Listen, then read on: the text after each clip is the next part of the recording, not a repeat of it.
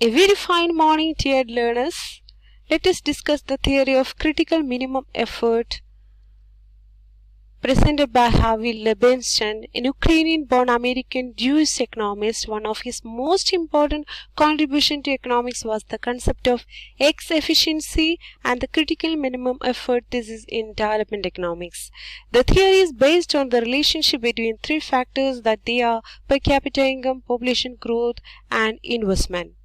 Concerning his critical minimum effort thesis, Harvey Lebenstein says that the underdeveloped countries are trapped by the vicious circle of poverty and many other growth retarding factors which keep them in the state of backwardness. So these countries need to increase their per capita income to a certain level where they can maintain a self-sustained growth rate. They need a critical minimum effort, that is, they need to invest at more than a minimum level to overcome all the obstacles of the underdeveloped countries.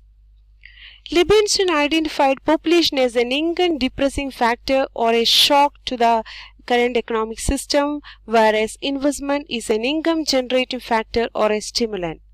Growth in an economy is possible when the income generating factors turn out to be more powerful than the income depressing factors. A small additional investment may generate a small income. The additional income would be eaten up by the addition to the population which may come in the wake of the additional income, and hence the effort may fail to generate a cumulative process of growth. What is required is an initial substantially large volume of investment that may create conditions which should outweigh the growth of population. That is, it is necessary that the initial effort or the initial series of efforts must be above the certain minimum magnitude. Lebenstein believes that it is not necessary to make critical minimum effort in a single stroke. It can be split up into a series of smaller efforts. Let us explain the theory of critical minimum effort with the help of the graphical representation. Here, time is shown on the horizontal axis and per capita income on vertical axis. OE is the equilibrium per capita income and OM is the critical per capita income. Suppose the level of per capita income is OA. This level is low as compared to the critical minimum level. It would fail to take the economy out of stagnation. Here, the effect of income depressing forces would be strong in relation to the effect of income generating forces. When the level of income is raised to OB, the growth curve will follow the path BCR. It is widened that per capita income is rising up to the point C and thereafter per capita income is declining. It means that OB level of income is insufficient to generate the growth momentum in the economy. If sustained investment is injected into the system to raise per capita income to OM, the sustained growth will occur, and the effort of stimulants would be relatively strong than that of shocks. Therefore, any level of investment lower than the critical cannot ensure sustained growth. Let us discuss about the reason for critical minimum effort. In Lebenstein's opinion, the critical minimum effort is necessitated by the following factors. The first and foremost important factor is certain factors of production. They are indivisible, so that unless they are used in a full or in a minimum amount, they will lead to internal diseconomies. To overcome these diseconomies, some minimum critical investment may be necessary. And the second factor is that there is a sort of mutually interdependence between the number of firms and industries. As these develop, there emerge external economies. Apparently, these economies can be reaped only when there are at least that minimum number of industries operating which make these economies possible. In their absence, these economies may not arise at all. 3. At any time, the economy may be subject to autonomously generated income differencing factors that at the same time be subject to depression induced by some aspects of the process of growth. A certain minimum investment is necessary to overcome this and to initiate sustained growth. 4. there are some attitudes which are to be developed for growth.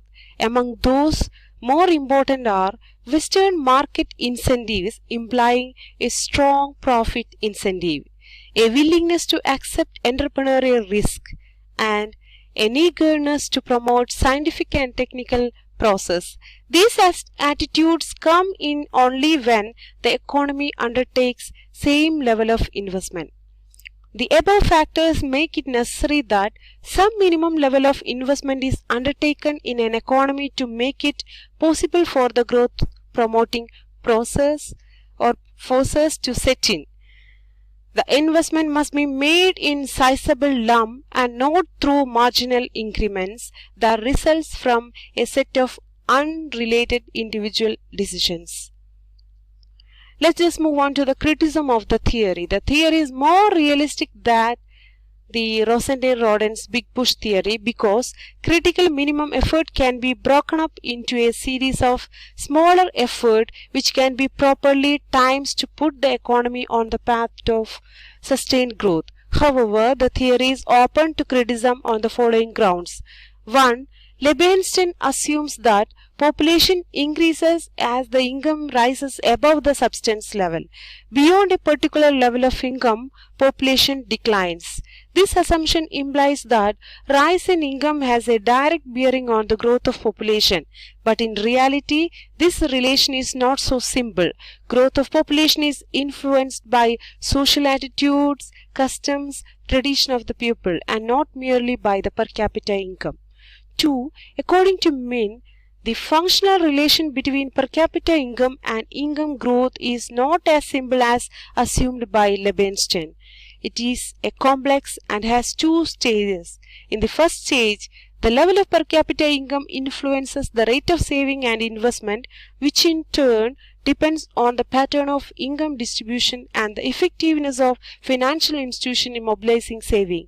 In the second stage, the relation between investment and resultant output depends upon the economic and social system of the country. The relationship can be improved through innovations. The meaningful innovation is possible when the updated technology, skilled labor, and necessary infrastructure in the country.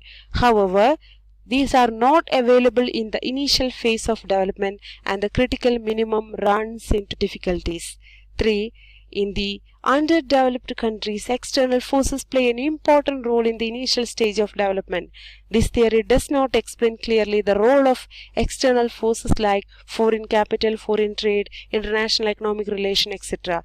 These forces exert a vital impact on the development, and these factors play an important role in the development process.